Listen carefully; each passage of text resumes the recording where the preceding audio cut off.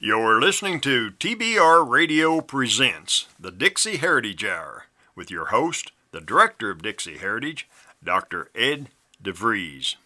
As our listeners know, our custom here on TBR Radio Presents, the Dixie Heritage Hour, is that each time a new issue of the Barnes Review magazine comes out, we have executive editor Paul Angel on the show, and Paul and I will run through the issue, talk a little bit about it, try to stir up our readers' interest in it, and so forth.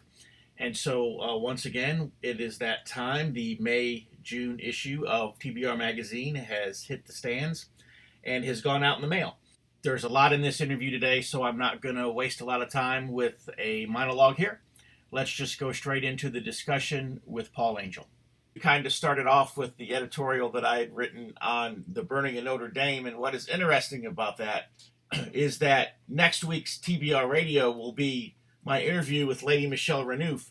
And Lady Michelle and I were on the phone while Notre Dame was burning, and neither one of us knew that it was happening at the time, but we were talking, about the collapse of civilization and the loss of cultural icons and so forth, and we were totally oblivious to the fact that as we were talking about those things, that Notre Dame was literally burning. Certain things hit home with people really powerfully. And I haven't heard a word about Notre Dame since it burned to the ground, not a single word. But I will say that hit the French people deeply in their hearts. Many of them may not even be seriously Christian anymore, I'm not sure. But that symbol of the accomplishment and their tie to the past, the burning to the ground, really seemed to have united them in a way. Unlike any other event in recent history, here their country is being invaded, by tens of thousands of unassimilable aliens who aren't Christian, who don't understand where this came from.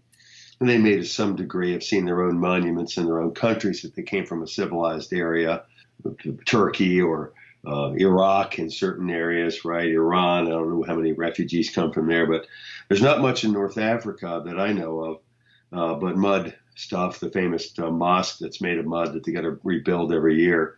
The cathedrals burn all the time. I mentioned this to you when we talked about this. And I mean, a Chartres burned to the ground, I believe, at one particular point in time and was rebuilt. And so certain cathedrals in Europe, when they were building them, they weren't really perfect architects at the time, and they were trying to build higher and higher and make the walls thinner and thinner, and hence the development of the flying buttress, for instance, at Notre Dame, so they could get more stained glass into the windows so the walls themselves weren't structural. But they fell to the ground when they were halfway through them. It's not what we do when adversity strikes. It's how we respond to it. So I'm interested to see what the French do. There's no way they can rebuild it the way it originally was. They don't have the stonemasonry skills anymore. But I do believe that all of the glaziers of Europe have pretty much said that they could not reproduce that stained glass no matter how hard they tried, that it's just the technology or the method of craftsmanship that was used, that they don't even know what it was, let alone, that's correct. Duplicate it. Viollet de Luc, for instance, was a brilliant stained glass man. And at one particular point in time, he had incorporated small chains into the stained glass to make it sturdier. But yeah, you can never rebuild this. This came from, and this is an era when, I mean, these cathedrals were from the early. From the Romanesque, I guess, from the 900s to the 1000s, and then you had the Gothic and I forget what you called the earlier, maybe the Low Gothic, Mid Gothic, the Gothic, High Gothic. The High Gothic cathedrals are absolutely gorgeous, and that's when they hit the peak of their technology. You can't build things the way they were. And if I always say, people are like, "Oh my gosh, we can never have." We're in the computer age. Computer age has ruined everything. And by the way, my point is going to be the technology. You may have to do things differently. But what do you think Michelangelo and Da Vinci would be using now for their sketching? Yeah, they would find the computers and storing their designs and everything else. So, however we have to rebuild it, it's the symbolic nature of rebuilding it, of bringing that thing back up and restoring it. It's interesting that we, in the trade towers, we put the light shining up. And it's a memory of the disaster, as opposed to recreating those towers. Now, I know there's a different situation in that 3,000 people allegedly died right in the collapse of the Trade Center, so it's really holy ground. But so is Notre Dame, to a certain degree. But I always felt like we should have rebuilt the trade towers not had a memory to the disaster, but a memory of our creative spirit, of our ability to rebound from this stuff. But as I was saying, this is like in the 900, 1100, 1200, 1300. This is like a long time ago when they were building these magnificent structures. I guess you couldn't even build one today because of the outlandish expense. You'd have to have billionaires funding it. Perhaps that's what they're getting for Notre Dame. But I remember when we had just recently, a couple of years back, we had a earthquake, believe it or not. I'm in the middle of Virginia. It was a pretty good earthquake. It came all the way out from that famous earthquake fault there in the Midwest. And it damaged the National Cathedral here, the Episcopal National Cathedral in Washington, D.C., significantly, where they had a hard time simply repairing what one might consider minor structural damage from that. We need to show the same type of creative drive and unity of purpose that they showed in the Middle Ages. They couldn't have gotten this done in a multicultural society. Okay, this was a homogeneously Christian society. It's funny, people go into on a side note, they go into cathedrals today and they think they are. That's the way they used to look.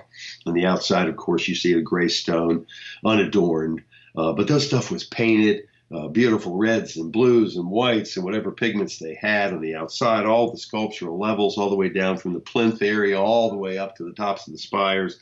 And inside, of course, you had the rich people would buy the niches on the sides or on or around the edges of the ambulatory. And that's because they were rich and they didn't want to mingle with the hoi polloi. But the rest of it, they didn't have pews back in the day, from what I understand. They just spread the floor with hay, and these stinky peasants would come in, right? And they'd be packed in arm to arm on feast days. It would get so hot in there, people would pass out. They'd have to pass them over top of each other all the way out the back door, So things were a little different, and we've kind of cleaned this up, and they're a bit more sanitized now.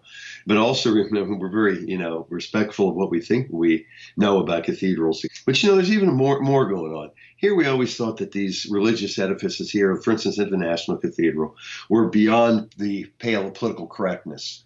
So even if they did build this today, who knows what they're going to redo and what they think is politically incorrect. For instance, my point being that the National Cathedral, I believe, has taken down its beautiful it was Robert E. Lee window. So who knows what you're going to end up there in Notre Dame and what it's going to reflect. I imagine they would be on a push, if people have their way, to incorporate modern symbolism, modern multicultural symbolism that'd be more quote unquote inclusive.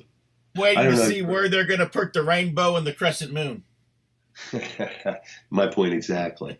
So while we all mourn this, I know from my own knowledge of cathedral building that these things happen, and they've burned many times, and they are rebuilt because that's how important it was to the people even back then to have these gorgeous edifices in their cities. Of course, it was big money as well, as you know. In many of these cathedrals hold some of the most sacred of relics, pieces of the true cross, finger bones of saints and other bones of saints and skulls of kings, et cetera, et cetera.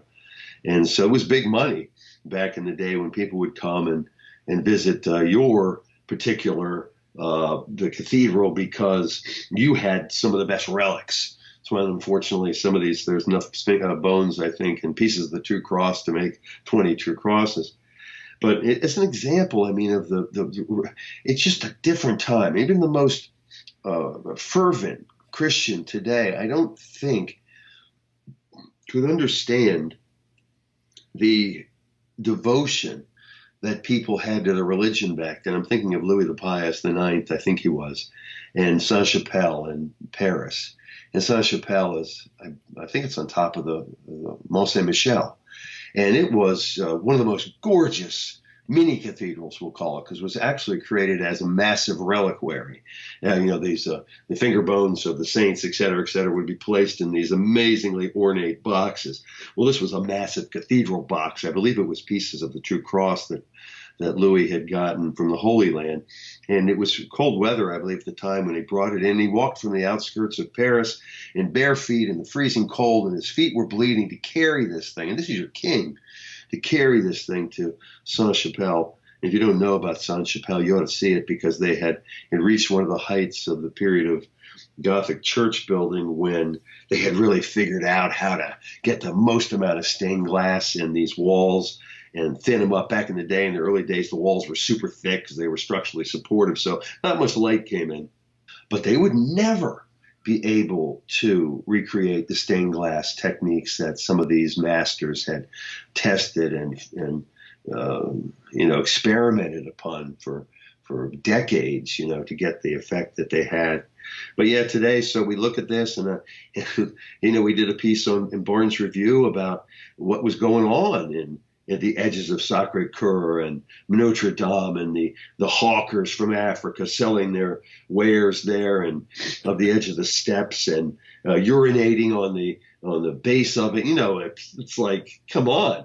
The burning it was might have been, hopefully, I was going to say, a blessing in some respects, and that the French people might have understood that this is a cherished piece of their history, that these immigrants were coming in and disrespecting it in a way that probably would have landed them in a burning fire of wood at the stake back in the day when they were first built. So things have changed. But I'm hoping there's a new respect, and maybe this has spurred some new cultural interest. I don't know how the Europeans are about their history anymore. I know, for instance, the Germans aren't allowed to talk about certain eras, certainly not in public in any type of glowing terms, or praise Adolf Hitler or whatever he did accomplish, or the National Socialist era. The French, I don't know what their school curriculum is. If it's like ours, and I imagine it's even been more accelerated towards the multicultural, that they would be learning as much about say Algeria, right? The French they were the ones who owned Algeria under de Gaulle, and then millions of Algerians are in France. So the homogeneity of the French was destroyed, and I think that if it was the way it was now, we never would have been able to build these cathedrals. So that was a great editorial. You have posted the longer version of that online. Is that correct? No, I never did. Let's go ahead and do that, Ed, so everybody can see that full piece you did. And coming from your religious background, it was extremely powerful. And I want to thank you, Paul, for essentially stopping the press at the last minute to be able to get that piece on Notre Dame there into the magazine. I realized the magazine had already gone to press when the cathedral fire had taken place. But I remember that day that I sent you the editorial piece, I remember you and I had a conversation over the telephone, and you had said to me essentially at that time that given the demographic changes that were taking place, that it was very likely that within 10 years Notre Dame would become a mosque. And maybe by the grace of God, the fire could have prevented that from happening. Oh, look at Hagia Sophia. My goodness, it's a mosque now, right? The beautiful Hagia Sophia in Istanbul. I guess it was Constantinople at the time. My belief is that many of these Christian cathedrals will be converted. If the demographics keep going against us, we'll have more Muslim citizens in certain European countries very soon. And since Christianity seems to be waning in Europe, it would be my belief that Notre Dame would have been a mosque in another 50 years anyway, So hopefully this has just, spurred some interest in this. But you know what? People don't know. They just don't know. They just don't understand when they walk into a cathedral. They're just not impressed as they should be, I think, in what it took to build these things, But anyway, that's what I have to say about that subject. Well, I know it seems a little light to make this analogy, but when I was a kid, my dad had this crazy idea that we were going to go one summer, we were going to go see a baseball game in all of the different ballparks around the country. And at the time, I thought that it was, I guess I didn't appreciate it at the time. I appreciate it now. But at the time, it's like, do I really want to, get drug all over the place? But yet now that I look back at it, with the exception of Wrigley Field and Fenway Park, all of those places are gone. And had he not drugged me around to them, I never would have saw them. And they reflect in their own way in the architecture and the particular art styles that were used in the era of the way we were at those times those ballparks were made. Fenway Park is amazing. And Wrigley, I just happen to never been to Wrigley, but I used to vacation, and when we were kids, we'd go with our parents to Massachusetts, and we got to go to a game at Fenway. There is something, certainly not a cathedral. Right. But we just take for granted that these things will always be there, but they won't. No, that's right. That's right. And maybe people consider it nostalgic to keep this stuff, but it's a thread to our past in many different ways. And of course, the Americans, baseball has always been extremely important. They're part of our culture, But no, it was a great experience. I'm sure that you'll never forget many of those ones. Characteristically, do you remember any other of the other ballparks besides Fenway and Wrigley that were particularly? It's sad that we lost them. Well, I know Candlestick had an awesome view of the Pacific. Right. Well, at any rate, And the Astrodome was, the Astrodome was just an experience. It was the first time I'd ever been to a ball game inside, and it just didn't feel right. They were playing on AstroTurf. The weather was, air conditioning. It just didn't feel right. But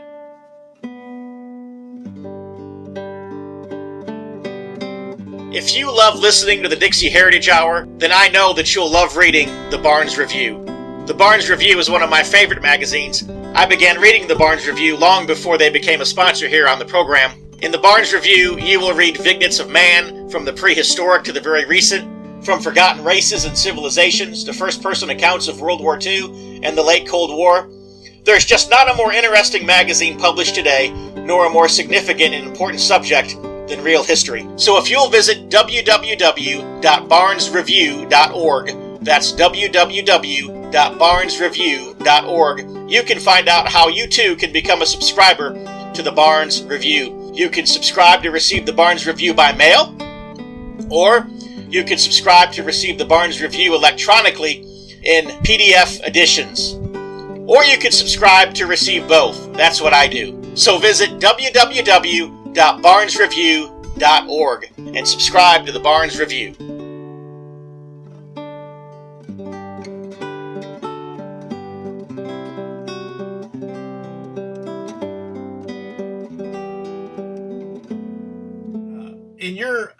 In your From the Editor, there you had mentioned 3 books that are about to be published by TBR. They probably have already come off the press, and that if someone were to make a donation to the magazine, that they would be able to get copies of the books. Well, now that that was a fundraising effort to accumulate the money needed to pay the authors' commissions and have the books printed. They're ready now. And so the 3 books were Israel's Billions, and it's 279 pages. It was written by Hervé Reisen, who's written many books. He's written The History of Anti-Semitism. He's written Understanding Anti-Semitism. But 279 pages, very well written. The book's $25, and they can go online and get it now at www.barnesreview.org. It'll be $25 for subscribers, for non-subscribers, and $22.50 for subscribers. So if you are not a subscriber, you should subscribe to the Barnes Review, because we do more than the magazine, as you know. That was the first book, was Israel's Billions. But then Matt Johnson came up, and he is a PhD, and with a specialty in nationalist movements throughout history.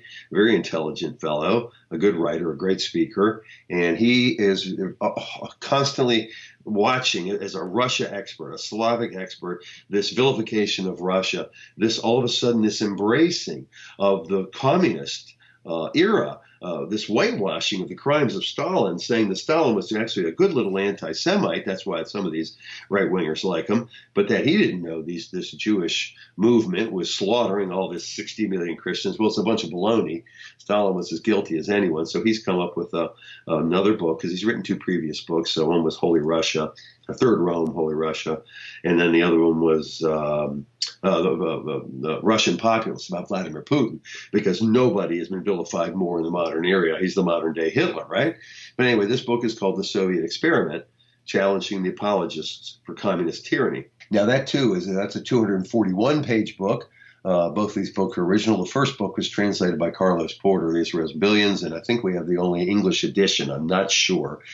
Soviet Experiment is exclusive to the Barnes Review, and he basically clarifies some important points, and namely that one, Christian Russia of the Romanovs, but prior to that, but during the era of the Romanovs, was not a repressive state. Of course, the Romanovs were in power for quite some time.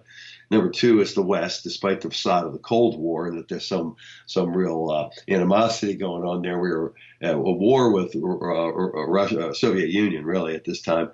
We were never really anti-communist. If you look at the number of big business, American big businesses that was investing in Russia at the time, they couldn't have carried on with their military or anything else without the help of the West. So during this entire time, and we all know FDR, for instance, was a communist at heart, and so was his wife. And they had lots of communist causes. But anyway, that being said, the Cold War was a fraud. And number three was, of course, Joseph Stalin was not some kind of misunderstood saint. Okay, so that's a very interesting book. The stuff in Johnson's book is translated by him from unknown Russian sources. So what you're seeing him cite in this is stuff that most Westerners don't even know about. But he talks about Marx and Lenin on the revolution of the 19th century. He talks about the myths about Rasputin, because Rasputin has also been vilified. He, too, is some type of an evil Svengali who was in the royal palace, pulling the strings of the royal family, when, in fact, he never even set foot in the royal palace, according to Johnson. The Allied intervention in the Russian Civil War, and how this was really a myth, although I know we sent some troops over there under Wilson. So that's a very interesting chapter. He talks about two little-known but important generals, Krasnov and Karolov, and how their doctrine of Cossack National Socialism affected the people, what they were working for during the Russian Civil War, and what they were actually trying to fight. And, of course, there's the fantasy of Stalin's anti-Semitic Russian nationalism. And he has notes on Ukraine and the revolutionary yoke. So he is a fan of Ukraine and understands the persecution that's happening in Ukraine from the terror famine all the way through, the collectivization efforts, the relocation. Cossack, we were always taught as kids, was a horrible thing, right? The Cossacks were terrible. You Cossack. But the Cossacks sound like the good guys, right? Well, we don't. That's because we have a communist media and historical establishment.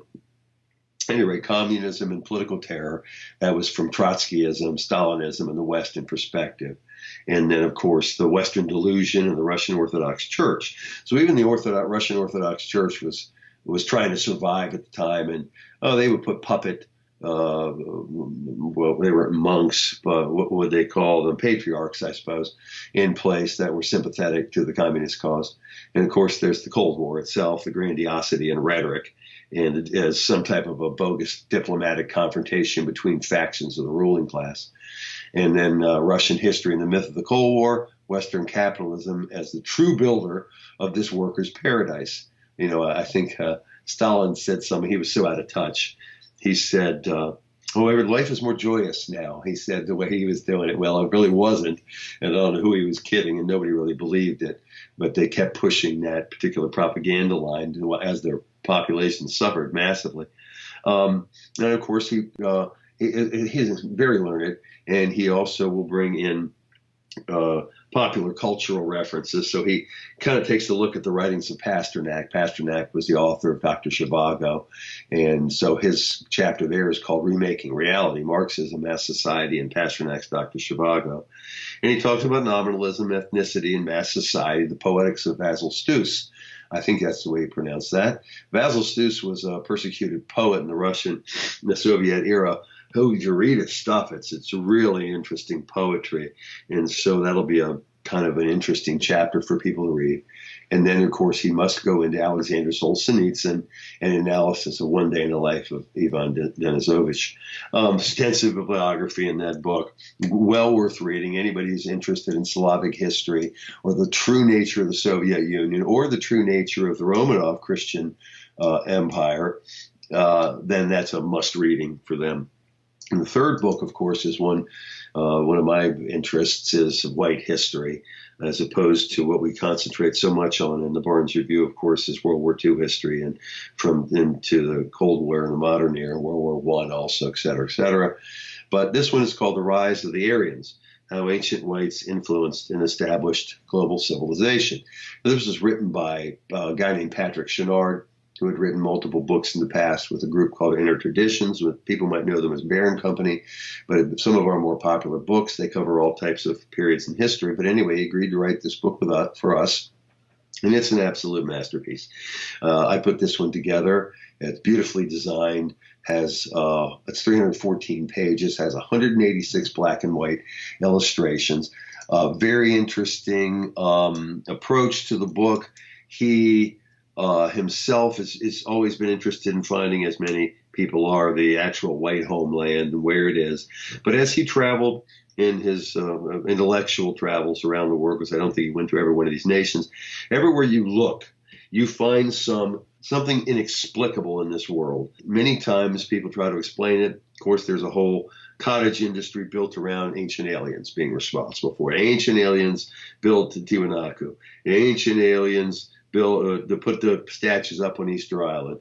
Ancient aliens did this. Ancient aliens did that. A lot of people love this stuff. But the fact of the matter is, most of the times you'll find it's one of the ancient white cultures that was responsible for traveling and influencing the local people, creating what was a worldwide megalithic building society. You can go from the Andes to the Pacific, to the British Isles, to Eurasia, to China, to the Mississippi Valley, and you see stuff that just doesn't make sense unless there was some culture here. And of course, these types of some ancient culture that we really don't know about too much about. We now know ancient man could do a lot more than we ever thought he could, especially with the discovery of Göbekli Tepe. But this was preceded, this particular temple complex was preceded this by 3,000 years. Well, they haven't found just one Göbekli Tepe. Now, Tepe, I think, means mound or navel or something. They found like 50 of them. Okay, so not only is this just amazing, this one structure with its T-shaped pillars and its solar alignments and its beautiful carvings on the stones, hidden knowledge of the Aryans, the bloodline of the gods, the mysteries of Aryan Mongolia. You'd be surprised what's in Mongolia. Pillars and incised pillars. The ancient Aryans in China. Everybody thinks China invented this and China invented that. Well, it turns out that many of the terms the Chinese have in their own language are based upon Western terms. So it's obvious we introduced, for instance, stirrups and saddles and horse taming, and probably from the people of the steppes of the Russian Ukraine area, which there's some awfully old kurgans and megalithic monuments that they're not quite as sophisticated as Stonehenge, but they're there in that area. He goes into King Tut. I mean, people always think that Cleopatra, who was much, much later, of course, was like, they always portray her as this dark-skinned gal, looking like a modern Egyptian, when in fact she was a Ptolemaic princess, right, of an unmuddied lineage. Well, he goes all the way back. The most recent DNA finds about King Tut and shows that he is more closely related to Northern Europeans than any modern Egyptian, proving the point that the migrations of browner-skinned people happened much after the pharaonic period in Egyptian history. So his belief is that it was a white culture. You know, Ramses had red hair, and it wasn't from the henna dye or whatever it was actually red hair. And they had this strange ruling class of whites again, and it shows up again and again. Time to turn around, they're finding some new hominid. They found yet another miniature hominid besides the Hobbit, but also in Southeast Asia, I believe. Of course, he talks about the love of white people and their ability to survive in the Arctic areas. He talks about the Proto-Egyptian origins. Nabta-Pli is a very interesting little solar clock made of stone that was in the Egyptian desert, which they're interested in finding out who would have known these types of things at that era. He talks about the famed Iceman that they found in this between the border between Italy and Austria years ago, and he was perfectly preserved practically, et cetera, et cetera. What he has taught us about the possible link to a lost race of whites. He talks about the Nazi era and the German interest in ancient white cultures, the origin of the swastika. I mean, the swastika had been used for thousands and thousands of years. In the book, you'll see it displayed all across the world, from the Navajo to to Bali, to India, to Germany, to the Celt and the Teutonics, using it in their ancient tattooing and on their grave sites and stones. very interesting, because of course the swastika has become this horrendous symbol, but it's probably because they know that it's an ancient white symbol. Talks about the Minoan DNA finds. Of course, DNA and the analysis of DNA has taught us so much, despite its limitations and some criticisms of its accuracy. The fact is it does allow us to follow, especially through mitochondrial DNA, through the mother, the origins of people. For instance, the people of Göbekli Tepe, the Anatolians, are extremely related to the people, the Britons, the ancient Britons of England, and currently England, what is now known as England. But they are very related, as if, and then you start to ask yourself, well, did this megalithic building technique make its way all the way from Turkey through Europe into the British Isles into Karnak, which Karnak is in France, right, and has these thousands and thousands of megaliths that have been standing up. It must have taken a massive effort, of course, even to South America and the most remote outposts in the Pacific. You find things that indicate that these people from the Göbekli time period, or whoever they were, or wherever they were travelers. People thought it was so hard. How could the Europeans gotten from across the Atlantic? Well, that guy proved it. What was it, 1976, when he took that Celtic curragh and he made it from specifically from the instructions from old books. He tanned the hides. He used the proper yew wood, which was, I think, very flexible, et cetera, et cetera. And he and I think it was 7 other guys sailed from England to the Orkneys to Iceland to Greenland to Newfoundland. So we know that it wasn't that hard. They made it in an open boat, and certainly our ancestors could have done something as simple as that. We also know that the Carthaginians and the Celts also were great seafarers, leather sails, very good roping, flat-bottomed, could operate in shallow waters. They kicked butt on the Roman army in some of these, the Roman Navy in some of these river and bay estuaries that were required a low draft boat. But anyway, he goes over all this stuff. The illustrations are great, and it has a beautiful cover, as do they all. And that's $25 too. And so all this stuff goes to helping the Barnes Review continue to be able to fund like our outreach efforts for the radio station. So if you like the Pastor Ed DeVries, you might want to buy a book, because inevitably the profits from that book go to helping outreach programs like that, and us finding new subscribers, etc. So go to www.barnesreview.org and check out Rise of the Aryans, Soviet Experiment, and Israel's Billions. In an era when we see print publications going down the tubes, right and left, it's really a testament to the founders and the staff that came before us, and also the staff we have now to dedicate themselves to keeping this print publication alive. Oh, print publications, they're dead and gone, right, Ed? Well, I got news for you. We're finding out pretty easily that with a push of the button, websites can be wiped out, domain names cannot be renewed, credit card and PayPal and other electronic money transfers, technology can be wiped out, your archives can be gone, you can be sabotaged. Really, man, print has more pertinence now than it did 5 years ago when its epitaph was written. And so I encourage people always to check out the Barnes Review and see what a real life print magazine looks like. Get your face out of your phone, get your face out of your tablet, go outside in the sun and sit in the backyard and read a magazine and communicate and read and learn and teach yourself something like an old style human used to do, right?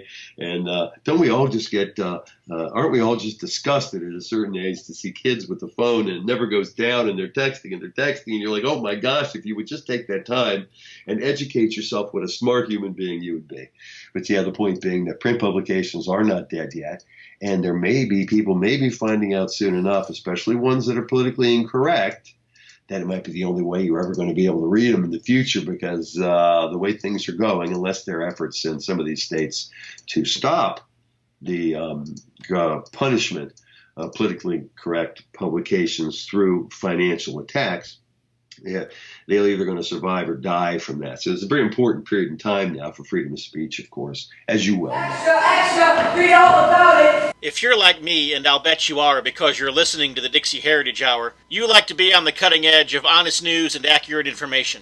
26 times a year, the American Free Press newspaper can be delivered to your door, packed with the kind of uncensored news that I know you're going to appreciate. AFP publishes exciting, in-depth, uncensored news and information that's grassroots and patriotic, information that Americans need to know in order to combat the growing police state. AFP stands firmly against the New World Order and against those who are working to establish a global plantation under the rule of a powerful few. In short, AFP is your voice. If you have any doubt why they want to silence AFP, you must be relying on the lamestream media for your news, and folks, that's a big mistake. If you're ever dissatisfied with your subscription to the American Free Press, their guarantee is that you just drop them an email and they will gladly refund the unused portion of your subscription.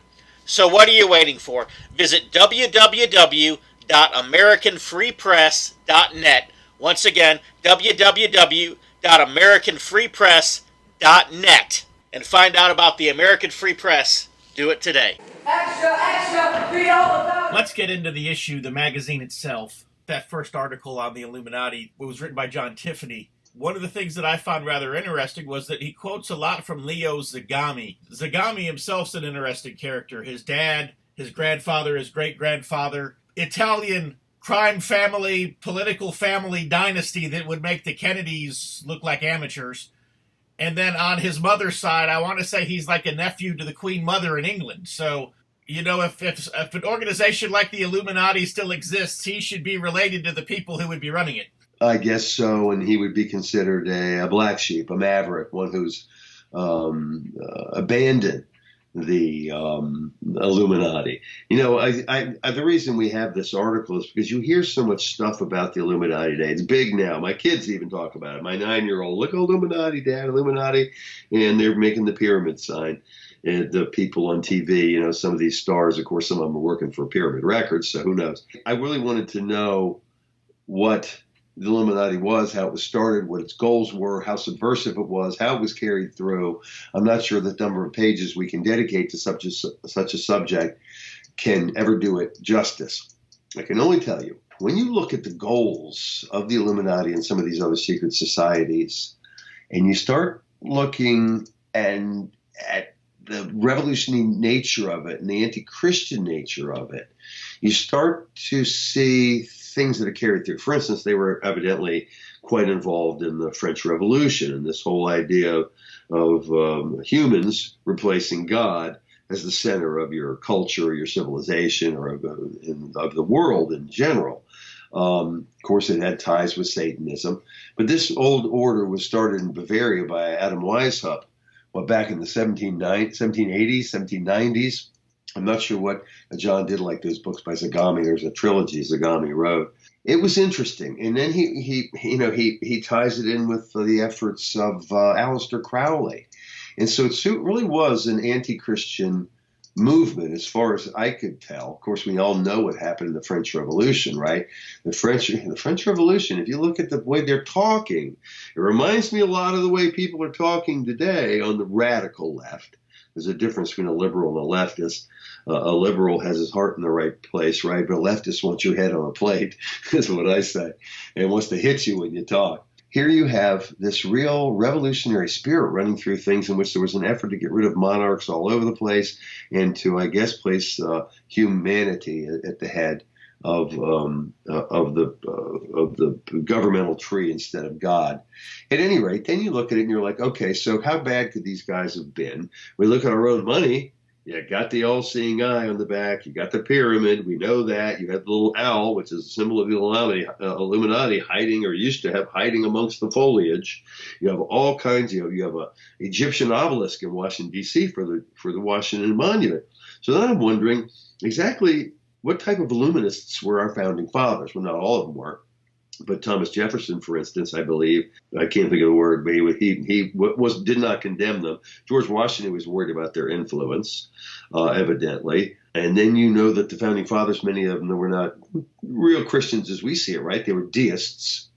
And you just wonder, are we the end product, the good product of the Illuminati belief, because we know what happened in France, right? You had the Girondists and the Jacobins, I think it was, and the Jacobins were like, chop all their heads off, and the Girondists were like, yeah, sure, let's do it. And then they said, now we're going too far. Let's not chop everybody's head off. And then the Jacobins said, chop their heads off too. They're not radical enough.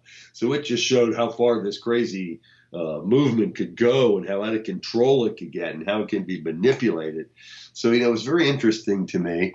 And I think it's worth reading. John has a lot of good quotes from multiple sources, a lot from Zagami, an insider. But, even like in 1953, the California State Investigating Committee on Education was getting worried.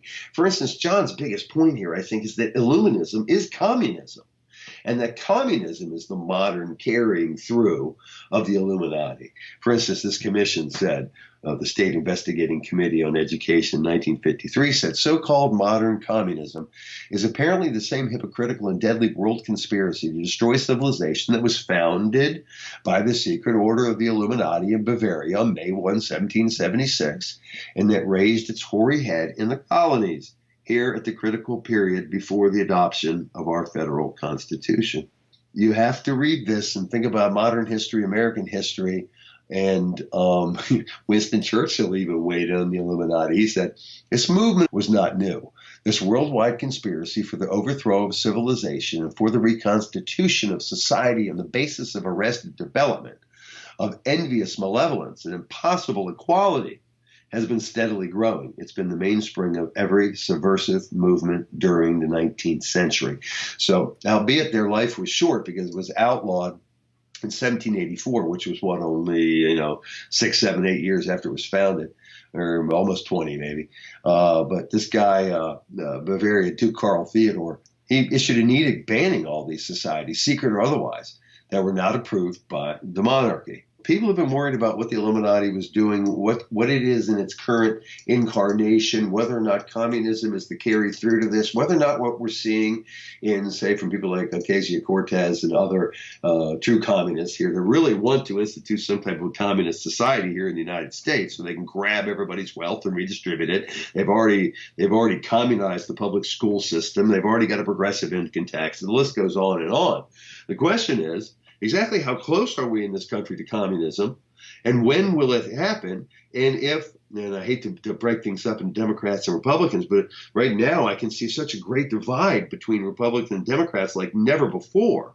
But what they're pushing for seems to me is the institution of a communist state here in the United States. It scares the heck out of me. I don't know about you.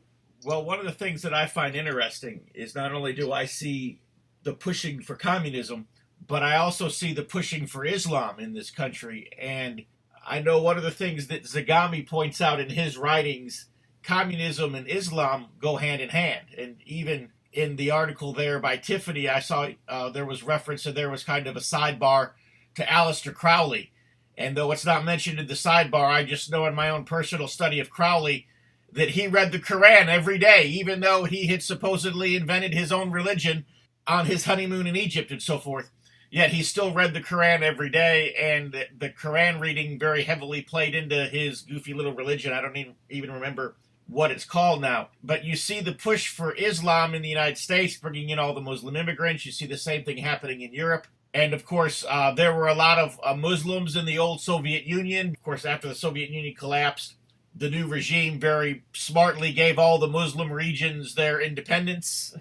Those two go hand in hand, and I don't even fully understand the connection. I just know that it's there. And I don't understand that connection either, and perhaps someone could do an article for that on us, because what you see in many Muslim countries still is a strong theocracy, right? You see a religious leader at the top, and you see a caste system or a class system. In reformed Muslim countries like Turkey, of course, you have instituted democracy, I suppose. But that's a very interesting point, and one I must admit I've never thought about. The Muslims, the fact that they've been as used as anybody else, as say blacks in this country, blacks who think that Black Lives Matter is really out for them, and they're just pawns once again of the global elite, is used as a strike force against to rally against whites and et cetera, et cetera. But, communism, if you were poverty-stricken or you were convinced you'd been discriminated against by a class of people for years and years and years and decades, it's a very appealing philosophy, isn't it?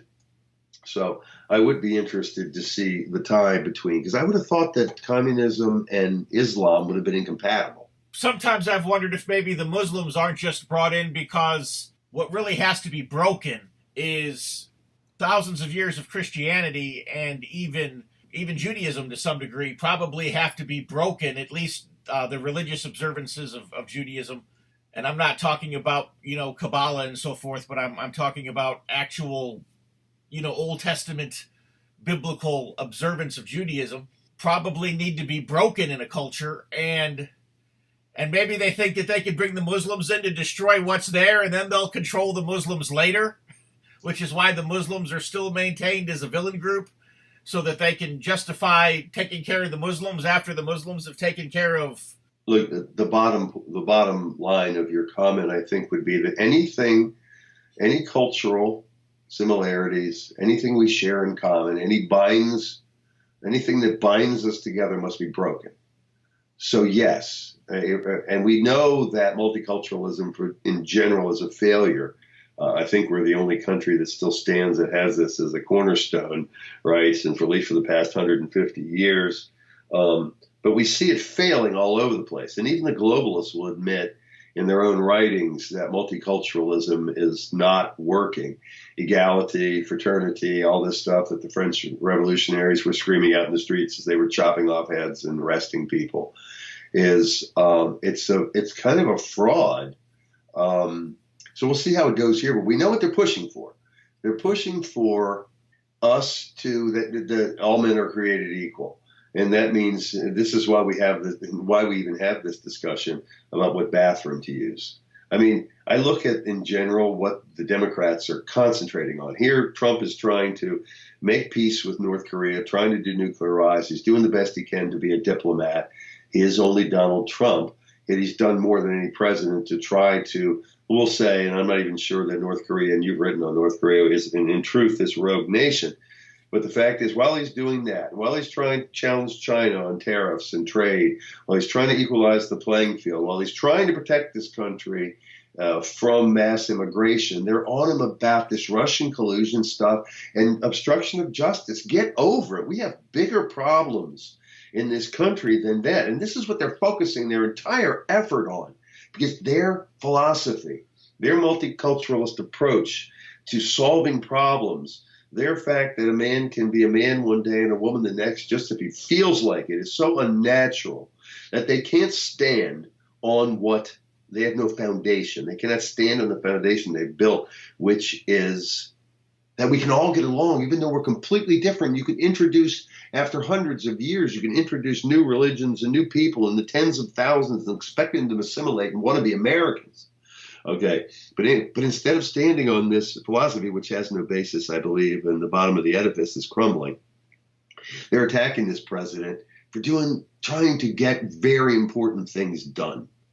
And so I'm looking at this and I'm just wondering, is Trump or someone like Trump, I mean, it might have been some other old white Christian, I don't even know if Trump's that Christian, but he certainly has surrounded himself with a bunch of fundamentalist Christians in Pompeo and Pence. Is this the last stopgap?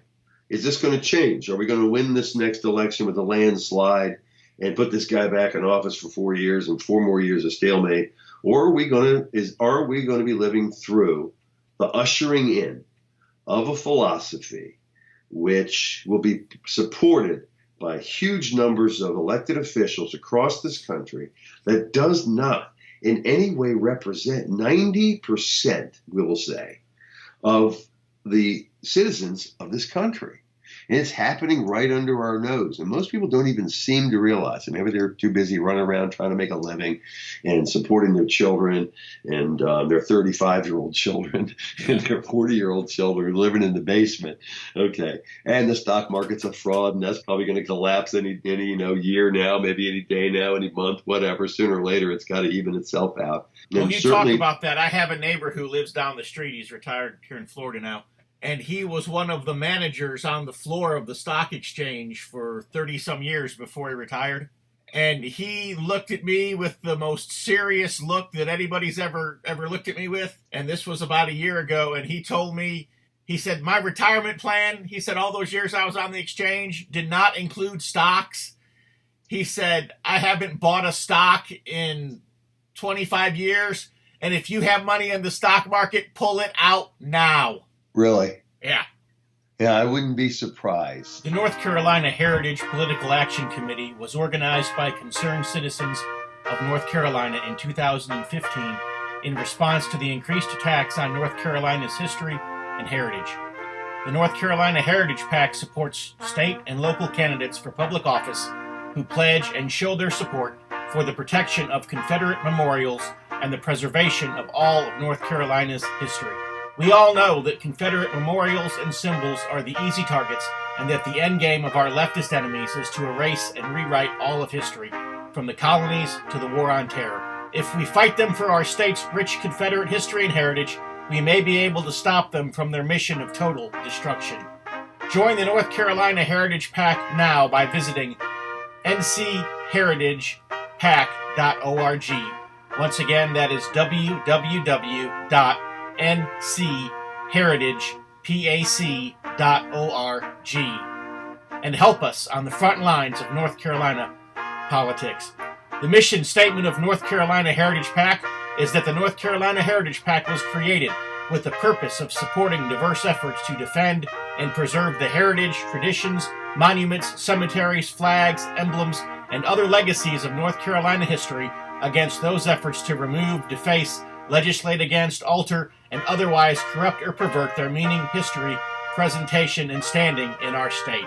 Once again, www.ncheritagepac.org. Our next article was on George H.W. Bush.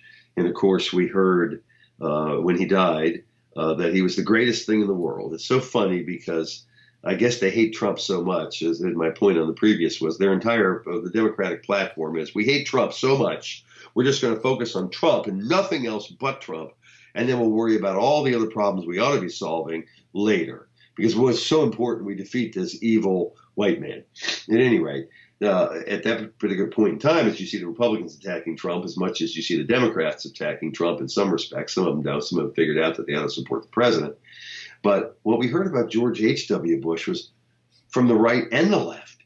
What a hero he was, how great he was, how he never did anything wrong. And so author S.T. Patrick, who's very interested in these types of subjects, went into a deep history of President Bush and his involvement, or at least his peripheral knowledge of JFK assassination, his involvement in Iran-Contra and bypassing peripheral knowledge. He was on the grassy knoll. He was in Dallas when Kennedy was assassinated. Yeah, that's right. Well, it's funny because who was it? E. Howard Hunt, right? Denied he was in Dallas, and he ended up suing the Spotlight. And I don't think I was working there at the time. And the Spotlight ended up proving that he was there, as well as other guys. Now, so you say he was on the grassy knoll. I don't know if he was on the grassy knoll, but I know that he was in Dallas on the day that Kennedy was shot, as was Richard Nixon. Yeah, very funny. A lot of them were in Dallas. What'd you say about Nixon? Nixon was also in Dallas on the day that Kennedy was shot. See, the one who couldn't remember, or was that Bush? They couldn't remember. All of them were in Dallas. Bush was the one who could never remember where he was that day.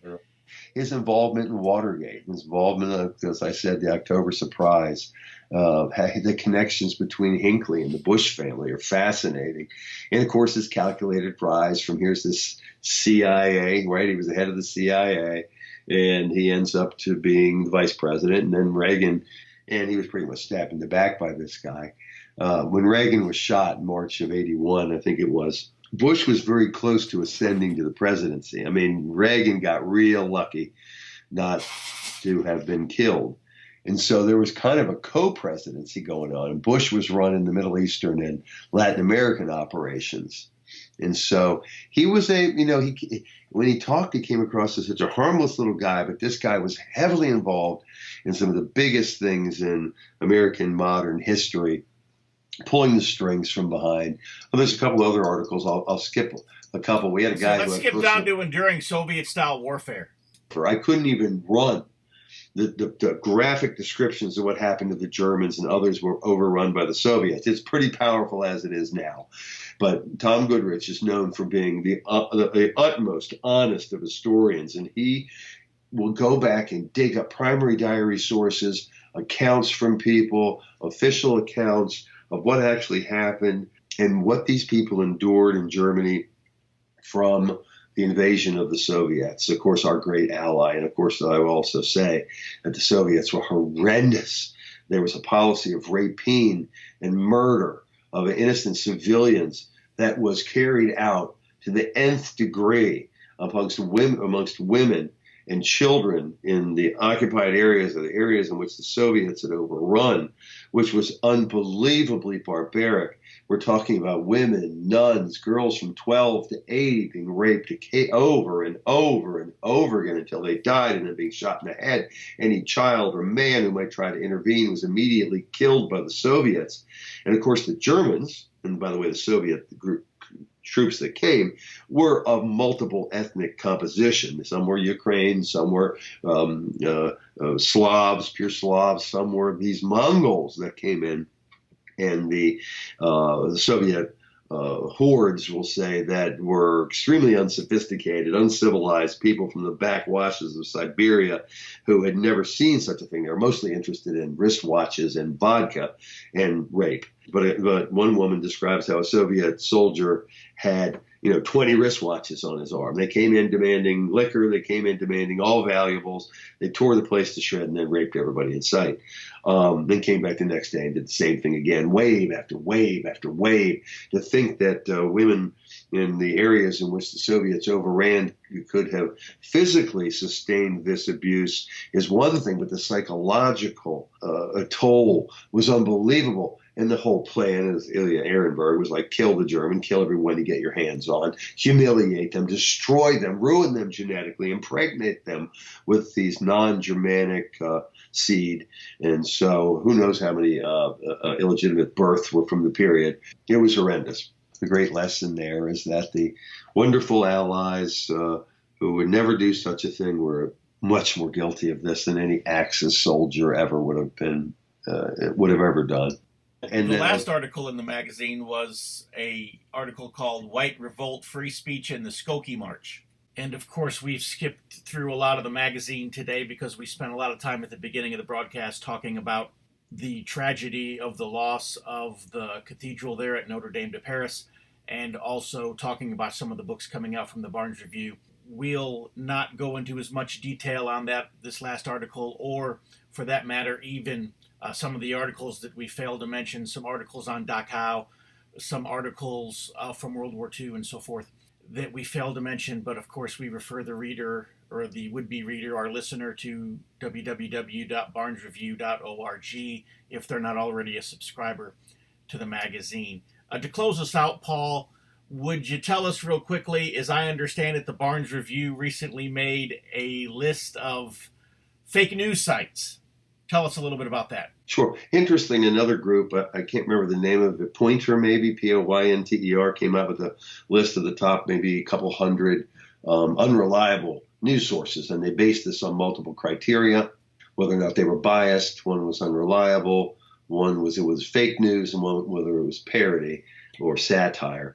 And we were proud to say that the Barnes Review was they did them alphabetically, so we were Barnes, but we were in the top there. And we were listed as unreliable. Well, that's a very good rating, because they might have listed us as biased or hateful or something else. And the American Free Press newspaper made it as well. But so did Breitbart, and so did the Drudge Report, and so did a lot of other really, really popular, with a lot of traffic of people visiting sites. Well, they got so much pressure from this group got so much pressure from publishing this list that they have said that maybe they made a few mistakes, that their criteria wasn't 100% accurate, so they've pulled this list.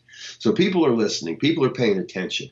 The left is frying itself every day that goes on with the agenda that they have. But cut it off there because we are literally out of time for this week's TBR Radio Presents, the Dixie Heritage Hour. I'd like to thank you for being with us this week. I'd like to thank Paul once again for being our guest. Would like to encourage you to come back next week when our guest will be Lady Michelle Renouf. But until then, go to our website, www.dixieheritage.net. While you're there, click on the contact form, send me a direct email, and I will tell you how you can be my guest for a very special luncheon near the nation's capital on June 9th, where I will be speaking on the history of nationalism. Also, if you'll go to the Barnes Review website, of course, we'd like to encourage you to check that out as well. So from all of us here at TBR Radio Presents the Dixie Heritage Hour, until next week, God bless.